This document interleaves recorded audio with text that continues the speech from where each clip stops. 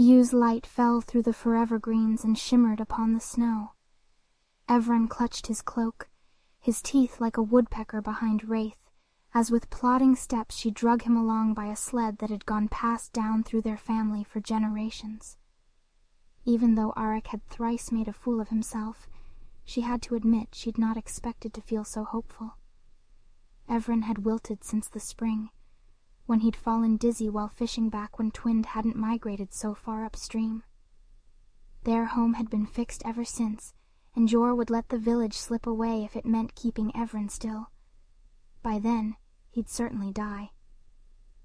No more thoughts of that, Wraith thought to herself, watching her own vaporous breaths, lit by the sled's pine torch, evaporate against the dark forest before her.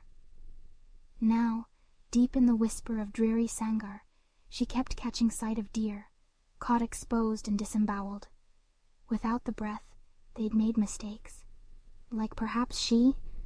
No, were her mother still around, this is what she'd have done. She'd been a speaker too. Her and Scylla were seeds of the same fruit. Besides, she'd been kind enough to offer her aid even as the air had cleared. As night had fell, she'd begun to worry that the breath truly wasn't coming back in the morning. If so, then what did that mean? Turnus could be easily crossed without phantasmagoria, and the mountains were tall, but not impenetrable. Every Twish knew Scylla's stories about the lands beyond, of great kingdoms that had long fallen to ruin. Perhaps the opportunity was as vast as the sky itself, filled with as many wonders as the stars, too. She mustn't be naive, she told herself. Jor was no doubt back from his hunt now, wondering where they were.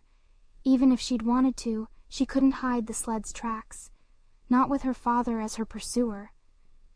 "Is this place really so far?" her brother whispered into her ear. She startled. He'd been asleep for the hours since they'd left.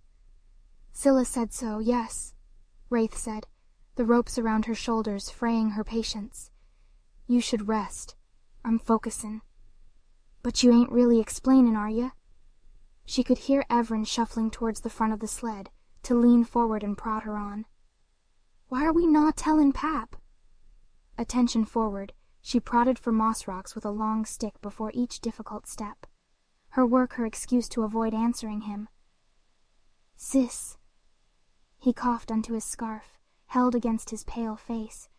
His fit soon grew more serious, forcing them to stop as he spit blood into the snow.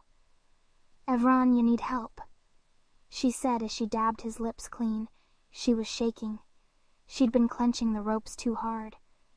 She pushed away tears that came unasked and turned with intent back to the trek at task. Jor would catch up with them at this rate, and Evren's body seemed no more fit for his soul, as if it yearned to leave him, pulled by the shepherds towards the Agla. He wouldn't last long in this cold. Scaring herself, she sneered, "Fuck this work, here, get up." She hoisted him up on her back, careful with his brittle body. "Sis," he managed again after another while. "Save your breath, Ev. Look." Wraith nuzzled his chin upwards. Tonight, the surest sign the breath had truly recessed, shined even more splendorous. Like crystals, the stars twinkled red, blue, like a mirage in an abyssal river. Unlike her shining sister, Yu and her stars, absent the whale that had fell across the horizon, seemed the multifaceted eyes of an avaricious and voyeuristic god leering unto naked Sangar. It felt so wrong to walk so bare, like the deer she'd pose a tasty sight for Neshers. "She's never seen Sangar so bare," Wraith said. "It's as strange to her as she is to us." "Does she see us?" "I would wonder. Pap then too. And all twinned." "Even shepherds?" Evren asked, and she bobbed her head. "Naw, 'member? They like to hide." Evren's chuckle became a light cough, but worry soon went as he found his words. "Can't you tell me why you being so quiet, Ray?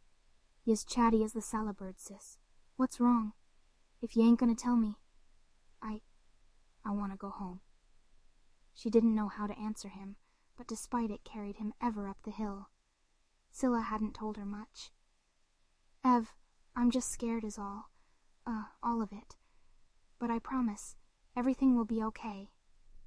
and even though he likely knew she'd more to give, she knew hadn't he the heart to distrust her. The sky grew pale once more as snow began to fall.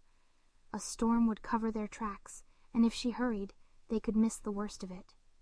There was no turning back now. For a time she closed her eyes and walked without sight, the stick for finding shortfalls her only sense taking her forward. She had to practice walking without light. Scylla had warned her the cost of what she sought, but as it were, between Evren's life and her simple sight, she'd pluck out her own eyes herself if she must,